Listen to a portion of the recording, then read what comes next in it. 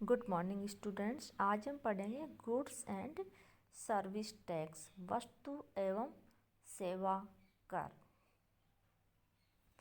वस्तु एवं सेवा कर को लागू करने के लिए भारत के संविधान में संशोधन किया गया। इसके लिए विधेयक पारित किए गए। जो लोकसभा में विधेयक पारित किया गया 8 अगस्त 2016 एवं राज्यसभा में 3 अगस्त 2016।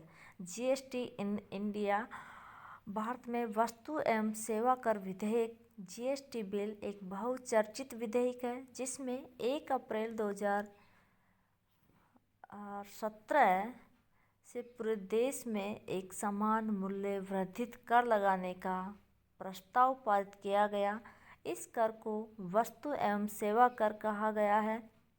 यह एक अप्रत्यक्ष कर है, इनडायरेक्ट टैक्स है। इसमें अब तक के जितने भी इनडायरेक्ट टैक्सेज लगते थे उन सबको इसमें शामिल कर दिया गया है।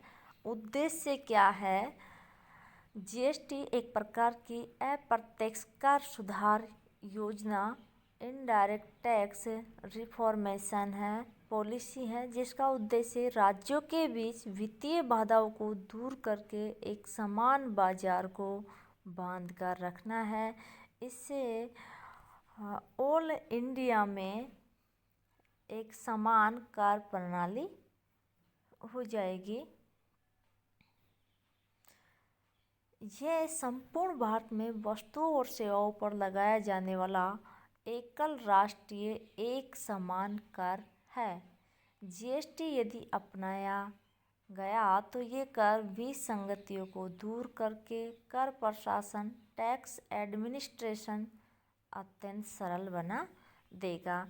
जीएसटी के अंतर्गत पंजीकरण कौन करवा सकते हैं? मौजूदा पंजीकृत। देखिए, स्वचालित रूप से मौजूदा व्यवसायों का पंजीकरण 6 महीने के लिए वैध। पंजीकरण के अंतिम प्रमाण पत्र जारी किए जाएंगे। इसमें नए व्यापारी ऑनलाइन पंजीकरण करवा सकते हैं। एक राज्य के लिए एक पंजीकरण, प्रत्येक व्यापार क्षेत्र के लिए अलग अलग पंजीकरण।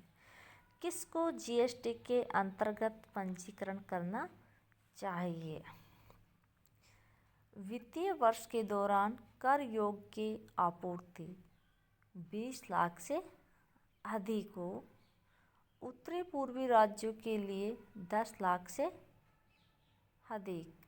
विभिन्न राज्यों के बीच की आपूर्ति करने वाला व्यवसाय, ई कॉमर्स ऑपरेटरों और उनके आपूर्तिकर्ताओं, आकस्मिक व अनिवासी व्यवसाय। अब यहाँ पे तो ये दिया हुआ है कि क्या जीएसटी के कारण महंगाई में वृद्धि होगी, तो ये डिपेंड करता है कि जीएसटी की दर क्या क्या रहती है।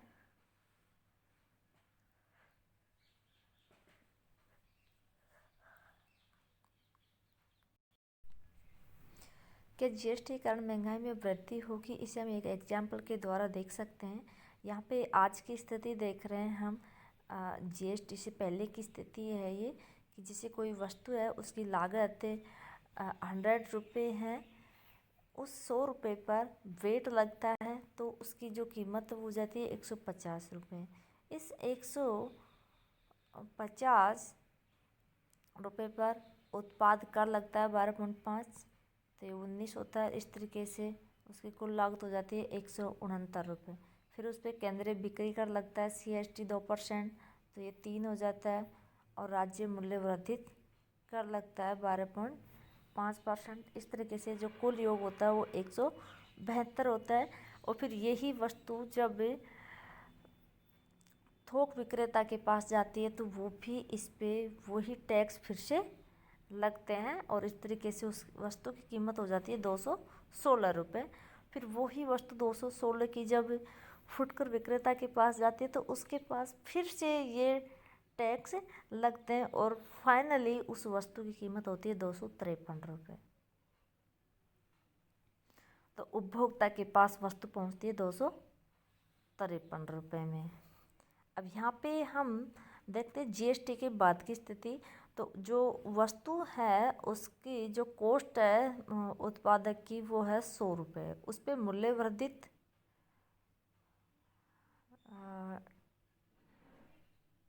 टैक्स लगता है 50 रुपये, तो 150 हो गया, और जीएसटी लगती है 18% से। तो इस तरीके से जो टोटल प्राइस हुई वो 177 हुई। जब थोक विक्रेता के पास जब जाती है तो 177 पे वही मूल्यवर्धित टैक्स प्लस जीएसटी लगता है।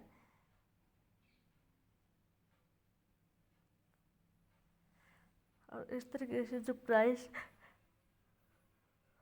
वो रहते हैं 205। और इसमें ये देखिए जीएसटी जमा 27, ये 27 जीएसटी ऑलरेडी लग चुकी है, इसलिए इसको घटा दिया जाता है जो पहले लग चुकी है उसे। फिर फुटकर विक्रेता के पास 205 और उस पर मूल्यवर्धित टैक्स लगता है, फिर जीएसटी 18%, तो ये 42 लगता है। 42 में से 35 क्योंकि ऑलरेडी जीएसटी लग चुका है, क्योंकि एक ही बार जीएसटी लगता है, इसलिए 35 को घटा के और इसको जोड़ दिया जाता है। इस तरीके से वस्तु की जो प्राइस होती है फाइनली वो होती है 242। उपभोक्ता के पास वस्तु पहुँचती है 242 में, और जीएसटी से पहले वह वस्तु पहुँच रही थी 253 में। तो इसके अकॉर्डिंग जीएसटी के बाद वस्तु उपभोक्ता को कम कीमत पर मिल रही है, 5% बचत हो रही है। जीएसटी के लाभ देखिए, करदाताओं की संख्या में वृद्धि होगी, इससे कानूनी प्रक्रियाओं में कमी आएगी, देश भर में कर प्रणाली का मानकीकरण, कर के व्यापक प्रभाव को समाप्त करना, निवेश और ई कॉमर्स को बढ़ावा देना। अब जीएसटी किसके बदले में लागू किया गया है? जीएसटी के अंतर्गत सभी प्रकार के जो इनडायरेक्ट टैक्स है, अप्रत्यक्ष कर है, उनको शामिल किया गया, जिसमें केंद्रीय कर जैसे सेवा कर, सीमा शुल्क, आंशिक कर, उत्पाद कर, और राज्य कर में कौन कौन से हैं? मनोरंजन कर, प्रवेश कर, क्रय टैक्स, विलासिता कर, मूल्यवर्धित कर, तो इन सबको जीएसटी में शामिल कर दिया गया है। इससे सीमा शुल्क का बड़ा हिस्सा अपरिवर्तित रहेगा। संपत्ति और शराब जीएसटी से बाहर रखा गया इनको। पेट्रोलियम उत्पादों को भी जीएसटी के बाहर रखा गया है।